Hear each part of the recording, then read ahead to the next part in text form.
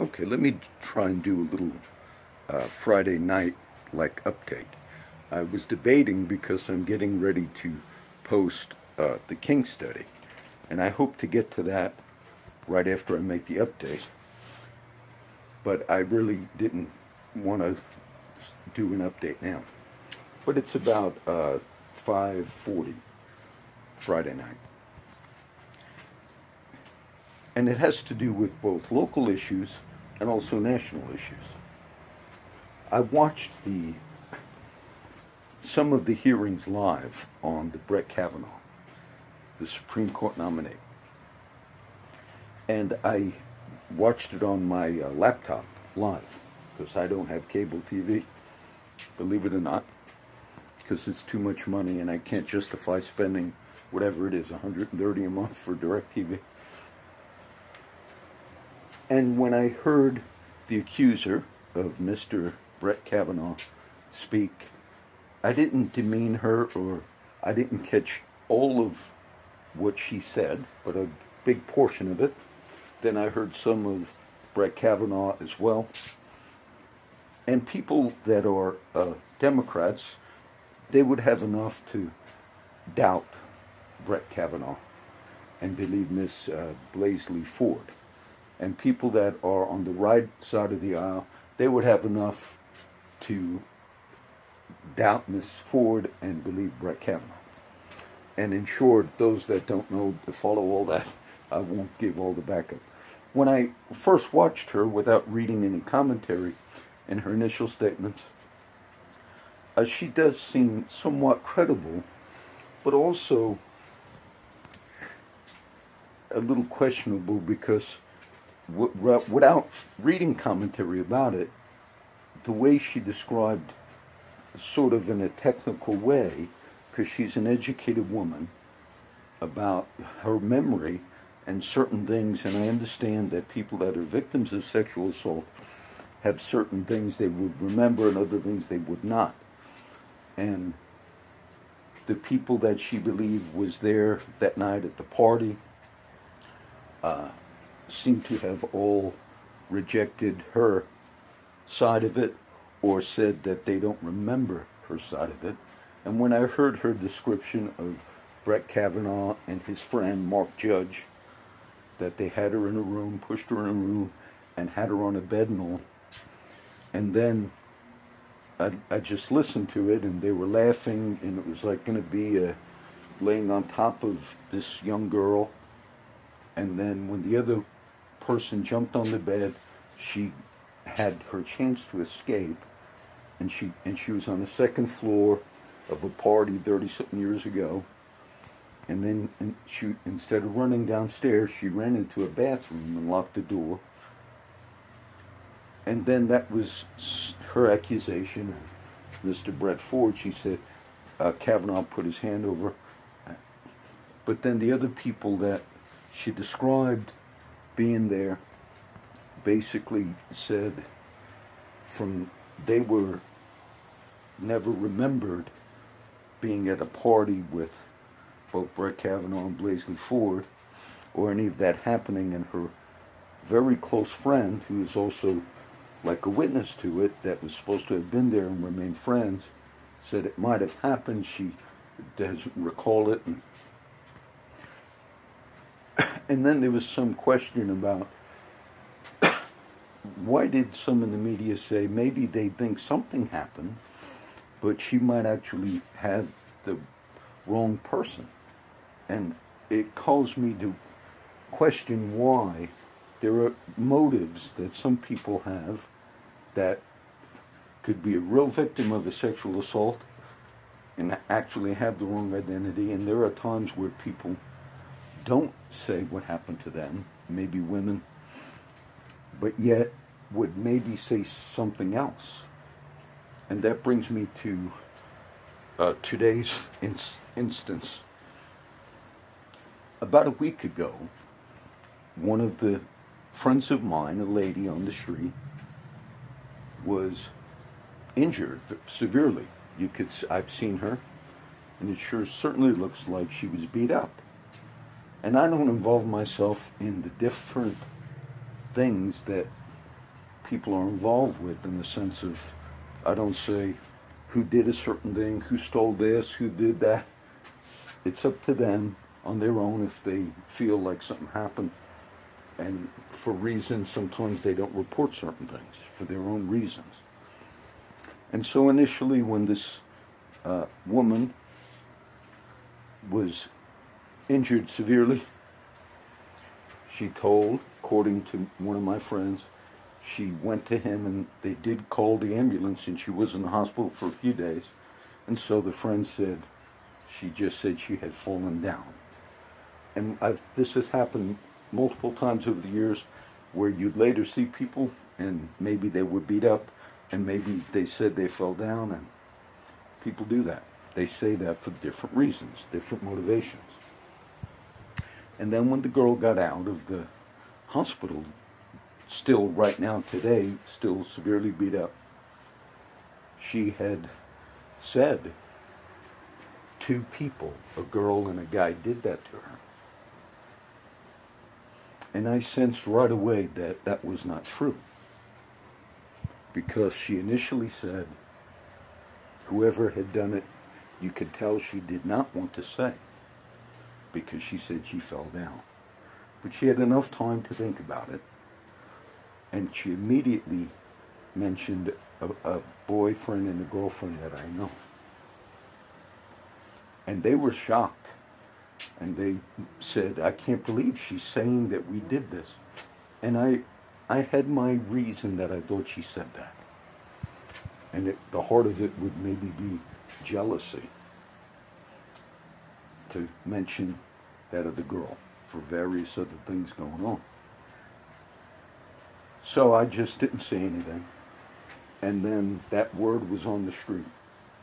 I won't give the names of anybody involved, because it's not my intent to say, let's find. It's up to the people themselves if they want to do things and all. So I don't ask, I don't. But I knew that that was not true. It's okay. So then for a few days, that's caused problems on the street. And then others said, oh, because she said, we did it, John, they're coming after us or whatever. So today I was at Timmins with a lot of my friends, including those people that were up there. And one of my friends, who does not have any involvement in any of this, but has a past that's violent. And because of the past that he had that's violent, there's somewhat of a paranoia that you would have, because you had years of being violent on the street. And I'm trying to help him, and he's part of the fellowship. And so we're up there today, and sometimes he comes off where other people are like a little intimidated, because that's part of, and so I try to, bring him down from that thing, that violent aspect of him. And so sure enough, as I was with all my friends, and he had like a metal stick, it could be like a walking stick, but it was a metal thing, all right, metal rod. I've walked with them before. And then I noticed the people from Timmins all came out, like the people that worked there, and they were all looking, pointing our way. And then I thought, and then the woman who would have been beat up, who there's all types of rumors, then she came up and said, are you here to beat me with that metal rod? Now my friend has no idea of anything that's gone on. And like I said, he has a past where you don't want that accusation on you. Being involved in many violent past altercations where he did indeed beat many people up. And he just looked. And that's the last thing he needed. And I know that that was a lie, because they're doing that like the last few days on the street. And he said, I have no idea. And she said, well, somebody just walked in Timmins and said, you're here to beat me up with that rod. So I would ask. Now, I knew who walked in Timmins, and he's a friend of mine. And I just got tired of it. Now, I didn't threaten anybody, but everybody saw. I said, now. And that got me mad. Everybody knew I was mad. And I was tired of some of the accusations, even some that the women were making, for other reasons. and putting accusations on other people the last few days. I said, now who told you? Because he was totally out of the loop. He didn't know what was going on, but it's something that he doesn't need on him. I said, now who said it? You said, I told one of the guys, I said, you just said that somebody walked in and said, my friend was here to beat a lady up, who's beat up already. I said, now who said it? And the other guy said, oh, well, somebody inside said it. I said, now, okay, now you show me. I said, you take me right now to who said that. I said, because you're lying. Oh, no, somebody said, I said, show me who said it, because you just started a whole whirlwind again on this whole thing that's gone on the last week that's already caused problems for other people. I said, take me right now. And then I went to my friend, the lady who was beat up. I said, who told you? She said, well, he said he heard some. I went back to him. I said, now you tell. I said, because these rumors are going to get people in trouble. I said, now who said it? And I said, it's because you said it. You're the one that said it. He said, oh, no, I heard it last night at the Hunan restaurant. That's where I heard it. But the whole thing that got me mad was people have reasons, and it's up to them to maybe say a certain thing. And women are the same way. Women have reasons that they blame other women for certain things, out of jealousy, things of that nature. And it's real important in everything, whether it's a Supreme Court nomination, whether it's real important that when you hear a story and you want to believe the story on whatever side you're on, and then you also make sure that it's not a fake story. I don't believe that Brett Kavanaugh is the holy person that maybe those on the right would say, because it seems like he probably did indeed have a drinking problem. Hopefully it's not still a drinking problem till this day. And he spoke about how even though he drank and there were others that said no, Brett was possibly could have been involved in something where like he was a blackout drinker. And it's very possible he was. And though he kind of is denying that thing. But then on the other side, some of the testimony from Miss Ford, it sounded a little strange the way she described things. I don't want to make a big thing about the flying. Miss Blaisley Ford had said, but others that came out in front, I read it on CNN, and she said that she couldn't testify because she had the severe fear of flying. And it's possible she did. Then I read a few things that said, well, it seems like she flies a lot, like more than the average person. And then when it came out that she flies all over the world, much more than you and I, visiting foreign countries, flying to the East Coast on an annual basis, she seems like she's a person who flies on planes much more than the average person flies on planes. Okay. And I thought, well, are they manipulating us? And then when they asked her, is it true that you were afraid to fly? You had to overcome a phobia to fly to Washington for these years. She still said, oh yes, I had to overcome it. She didn't deny it. She said, yes, I had this real fear. It wasn't a made-up story. But yeah, you do fly all over the world. Yes, I do. It just made me seem like, and when I heard about her building 2 doors on her house, she was building a house, I guess, in 2012, and said, but I got to put a second door. And why do you have to put a second door? Because someday, somebody that's yet unknown to us might become the Supreme Court justice on the Supreme Court, and he had whatever assaulted me.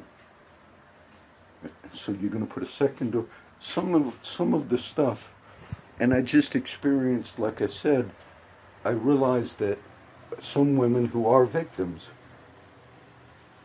have ulterior motives for why they might have accused somebody. That just happened this last few days.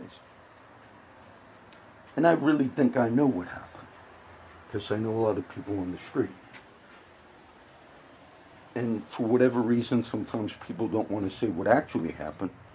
But the last thing you want to do then is go making accusations that other people did this to you. That's something that, and today I was mad because I got tired of hearing, oh, this happened to this person too.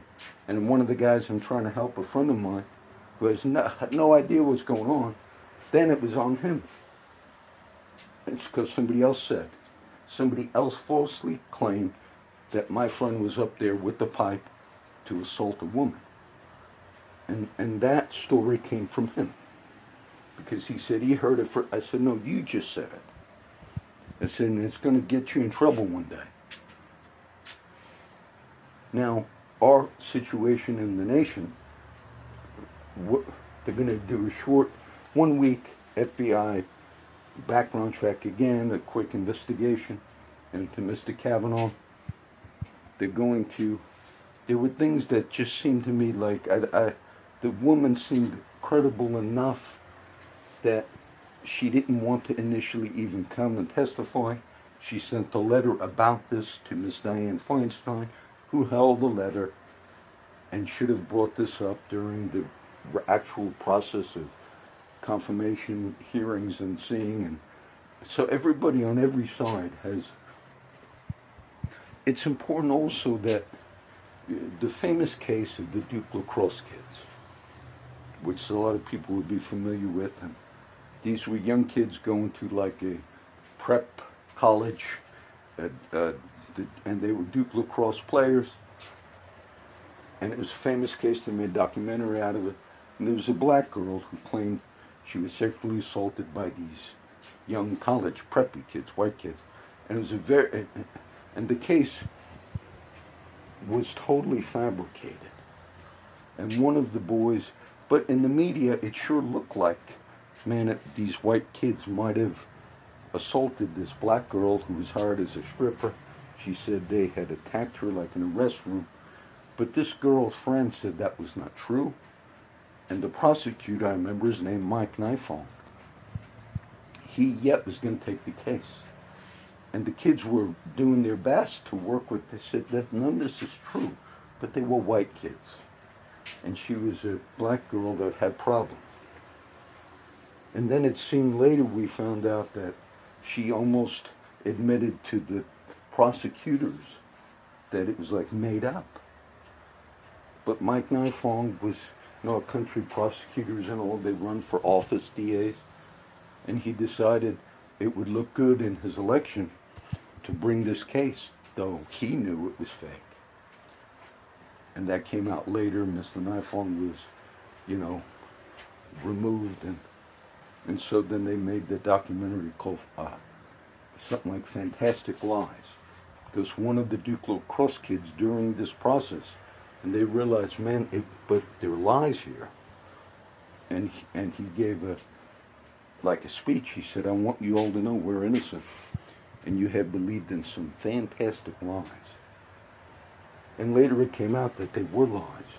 But that young black girl who made that accusation, she was a victim in this sense. Mike Nifong, prosecutors, people that knew what was really going on, should have recognized and not carried something through that they knew at that stage was fake.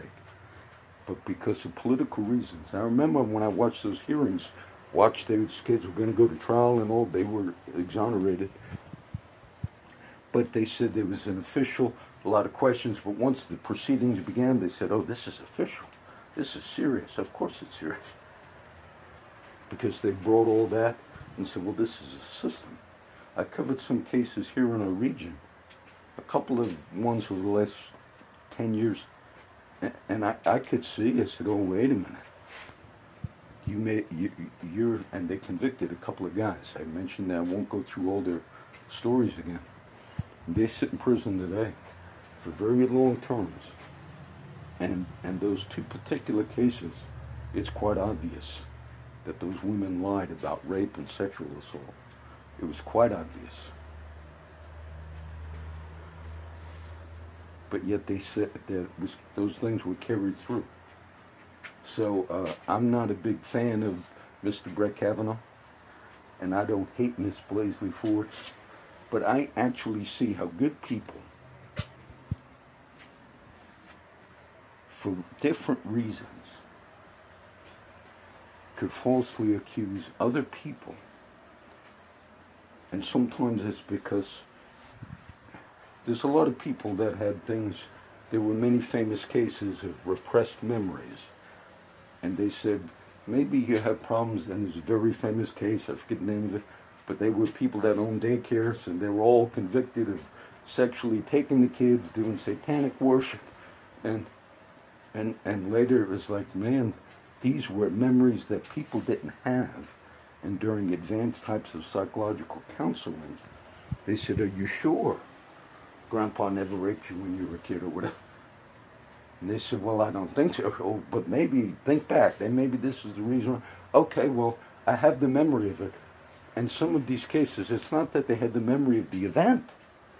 It was, they had the recovery of the memory 15 years later, that they never remembered when it happened, but 15 years later, okay, some of it gets into the field of, it's real questions about things. So I'll do this update, because we want to give people the benefit of the doubt. And there's politics in everything. And I recognize that victims of sexual assault don't always remember all the incidents. We understand all that. But what you normally go by is the other witnesses that the person gives you.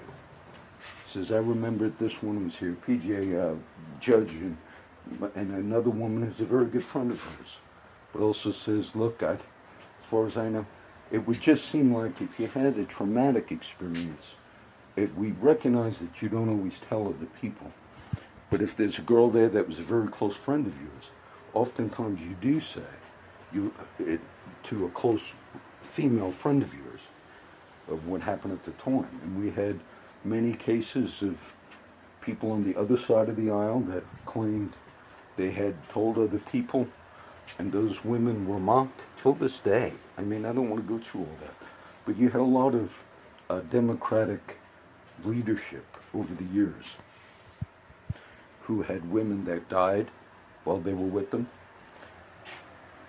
under suspicious circumstances, or women that claimed to have been raped by high Democratic people. And those women were mocked till this very day. But those women had corroborating evidence. They told their friends that this Democratic leader did this to me, showed the bruises. They said, yes, but those women till this day are called skanks. And yet if you went back and looked at all of they were just deemed, I heard on talk radio today, Bob Jones. He's a black Christian talk radio personality out of Corpus Christi.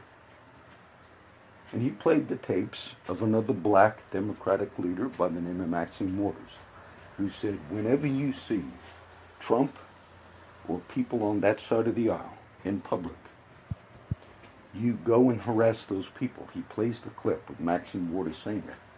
Now, she doesn't advocate violence, but what Maxine Waters called for was when you see somebody, a Trump person or somebody on this, you actually go in the establishment, if they're eating, you protest right at their table, and you tell them, leave this restaurant now.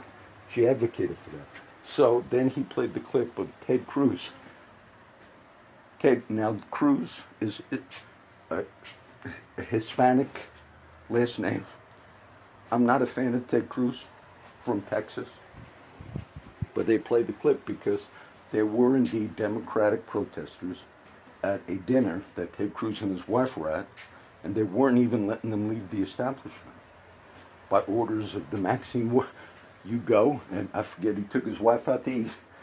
And they were like, get out, and you could hear Ted Cruz, that they played the audio with the clip. He said, please let my wife get through. Now, Maxine Waters says that's acceptable. And why do I bring that up?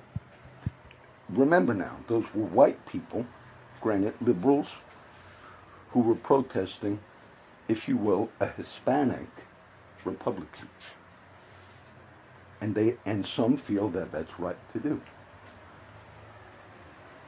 And the Color Times would, if you had white Republicans in the face of Hispanic Democrats and their wives and families, running them out of establishments, or Color Times would have that, New York Times would have that, how dare one party, white, protest Hispanic of another party and cause their own family members to leave an establishment. So it's what side of the aisle that they deem things that are credible or uncredible. There's a lot more credibility to the accusers of Mr. Bill Clinton and all, case after case after case and many of those were not only swept under the rug, those women were referred to as skanks, sluts, and trailer trash by leaders of the Democratic Party, by media figures, Joy Behar, by that one guy, James Carville, and they made the rounds in the media referring to people like Miss Blaisley Ford of that day as sluts, skanks, and trailer trash, who asked for it. That was the media referring to people that Mr. Bill Clinton settled sexual assault claims for, paid money, and they did that. And that's the media that this whole thing is in the hands of. So this is just the update. I was mad at some people today for spreading rumors and then held them to account. Said, now you bring me right now to the person who just told you that this other friend of mine is here to beat a woman up. You show me who said it. Oh, they went inside. Okay, let's go. Let's find them right now. Oh, well, somebody told me that last night. Okay, so you lied. And you're lying about things that are important. And sometimes women lie about things. It's obvious that one of the ladies was beaten up. And if you have personal reasons, you don't share who or why. That's your choice. But then you don't pick other people that you might have reasons and say they did it. And as honest as a woman's testimony sounds, Miss Blaisley Ford, it's possible that there's some problems with her own way she recollected things. It's possible that when she swore she was afraid to fly, I mean, deathly afraid, she's going to have to get psychological cover, and yet she travels more than 90-something% of you worldwide on a regular basis. Well, women can have mental problems, and they can be educated. Women can have psychological problems and be educated. Men can lie about their past alcoholic problems and say, I was not known. And maybe Brett Kavanaugh was a virgin until college. It still wouldn't mean that he didn't get drunk and tried to do things.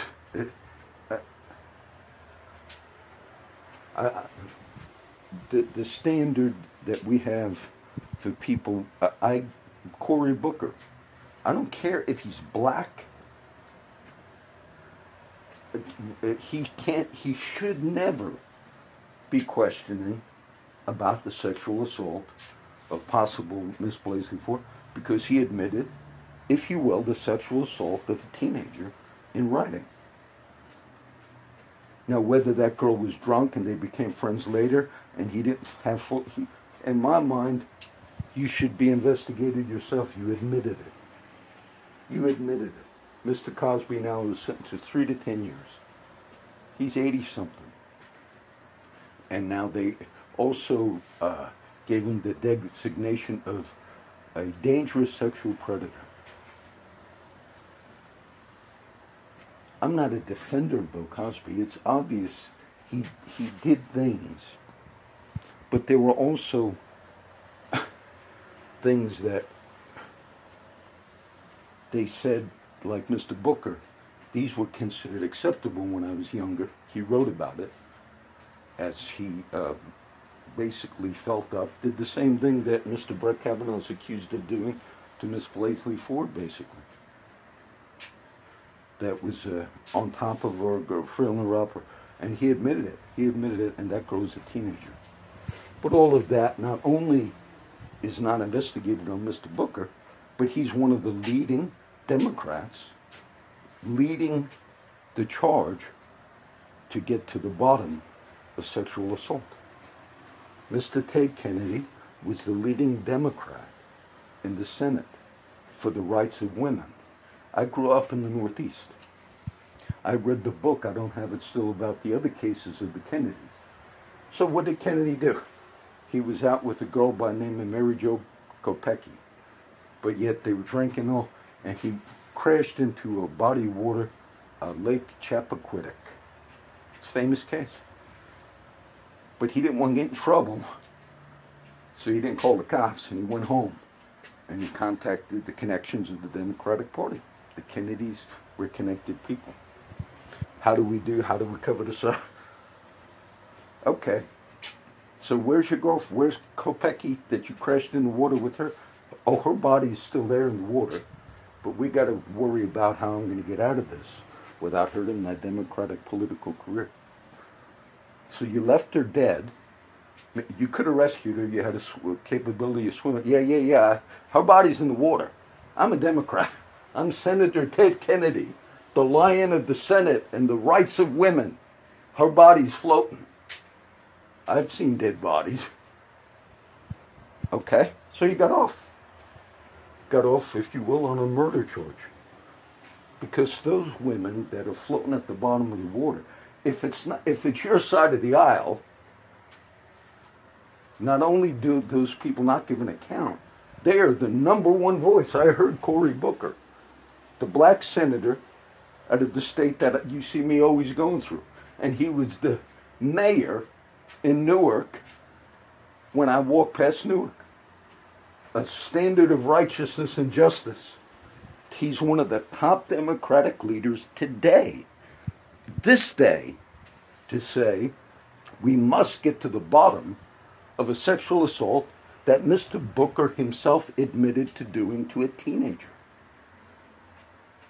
And you could, what would that side of the aisle say when you even ask about Ted Kennedy? Well, he murdered a woman in Chappaquiddick, left the body. They would say, we don't want to hear that. We don't want, Juanita Broderick, you were beat up, you were raped, you claimed credible, you died. We don't, she's a slut. That's what the media and the Democratic Party say about the victims of rape and of sexual assault from people on their side of the aisle. And that's the same people that are out here this last week demanding justice for abused women. It's a joke to me. It's a complete and total joke to me. Not the accusation of sexual assault,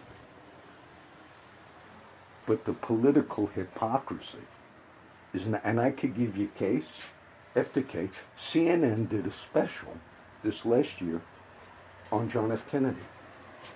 And in the special, they glamorized all of the affairs that John F. Kennedy had. Like, wow. And he was known to really get around. You know, when Mr. Clinton, who I did not dislike, received a blowjob from Monica Lewinsky in the Oval Office, okay, all Democrats didn't say that was a good thing. And he went through what he went through over that. But some basically said, some Democrats, the ones today that you hear, basically said that was a consensual thing, and Ms. Kavanaugh is accused of something that was non-consensual. They basically said it was consensual, even though in society, if you're top of a business organization, they consider that like a sexual harassment thing. But some actually said receiving of oral sex in the Oval Office at the White House, though it's not a good thing, but that doesn't affect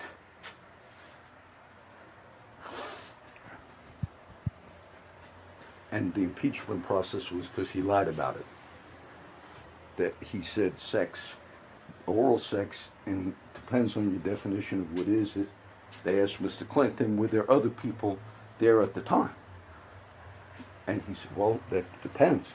Were there other people there in Washington, D.C. at the time? But semantics of that nature.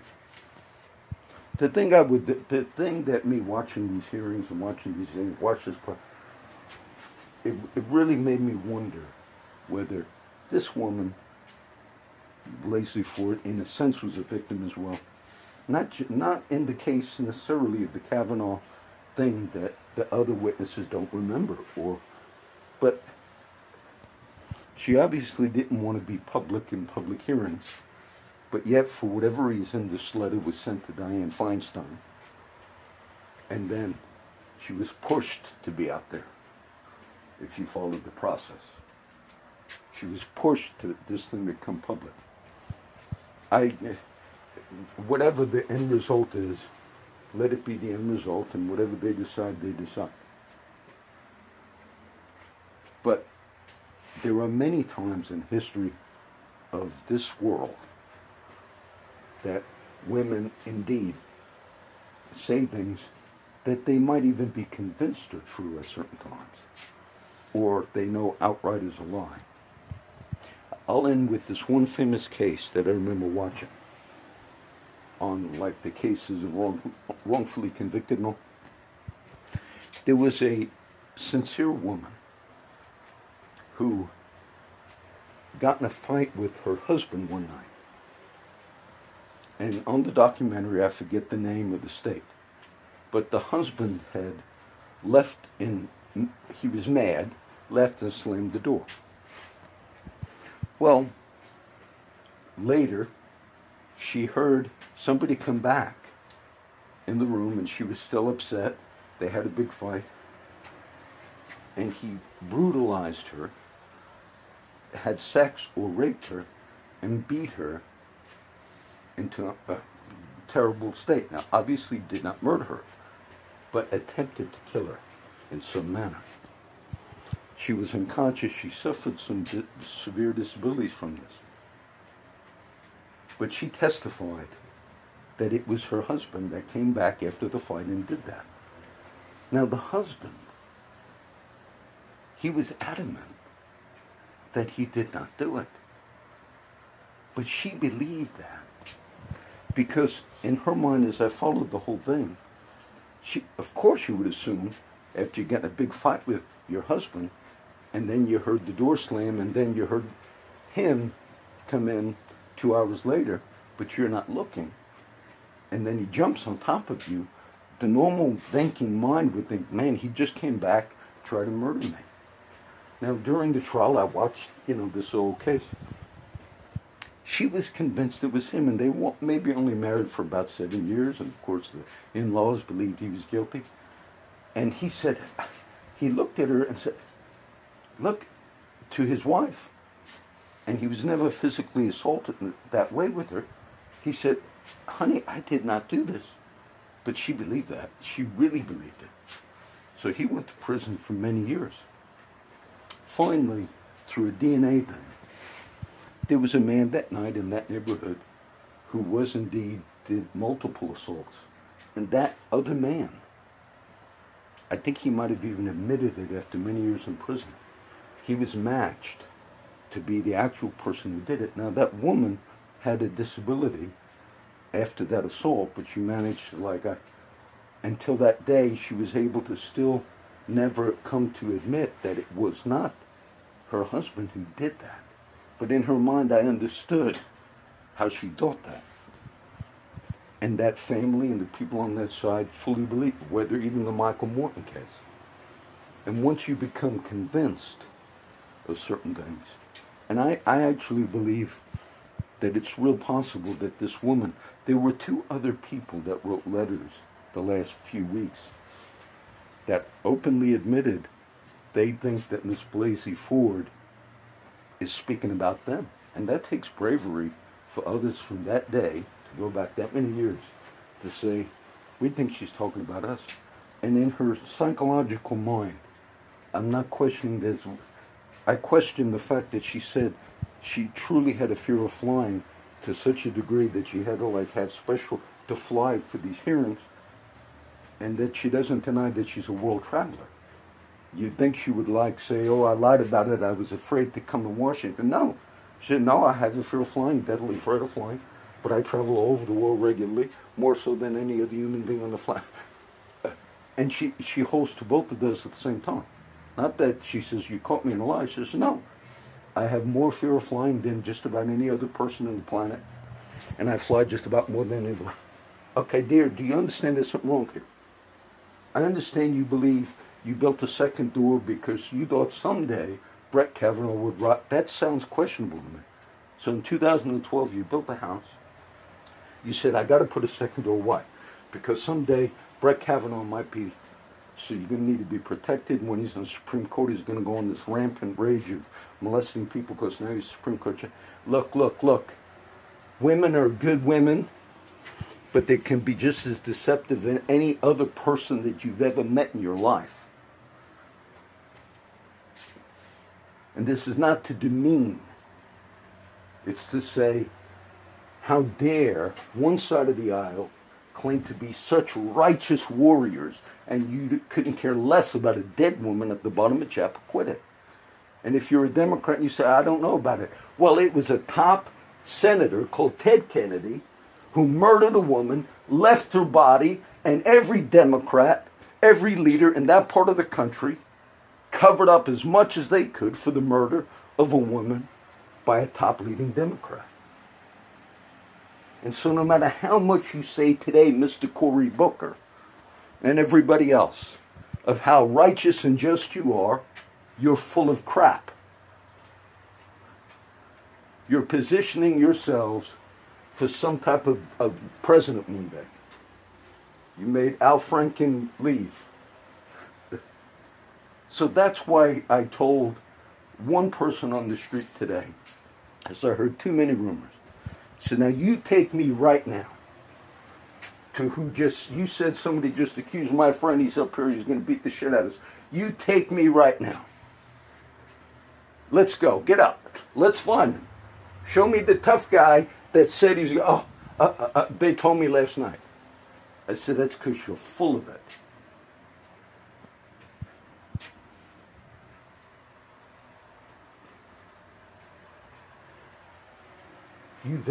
The Democrats victimized that woman as much as the Republicans, you could say, victimized that woman. And that woman is confused. And she might have had a belief, but when your own best friend that you've stayed in contact with all these years, it doesn't make sense to me. Okay? You look at things, and people justify, why would people justify the abusive nature of so many leading Democrats for so many years? Even the whole Weinstein case. People knew about Weinstein and everything Weinstein, because they said he's on our side. And if he's on our side, and he has a public position for women, and then he raped them, or murdered them, and we have to allow those women who were raped and murdered by leading Democrats, we must allow the bodies of those women to never have a voice, because our goal is much more noble than justice for the victims on our side of the aisle. And that's just the way it is. When Maxine Waters calls publicly, if you see a Hispanic Republican and his wife at any establishment shopping at H-E-B, she calls publicly for people that are Democrats to go and obstruct, harass, stand in their way and tell them, we don't want you in our city. We don't want you. Maxine Waters, a black Democrat. Do you remember the days when blacks could not go into certain bathrooms? They have lost their minds. I heard the clips today. A top leading Democrat in this country is calling for white Democrats to harass Hispanic Republicans and their families and their children. And the Kohler Times would never, ever expose that hypocrisy. All right? Went a little long. We'll see what happens.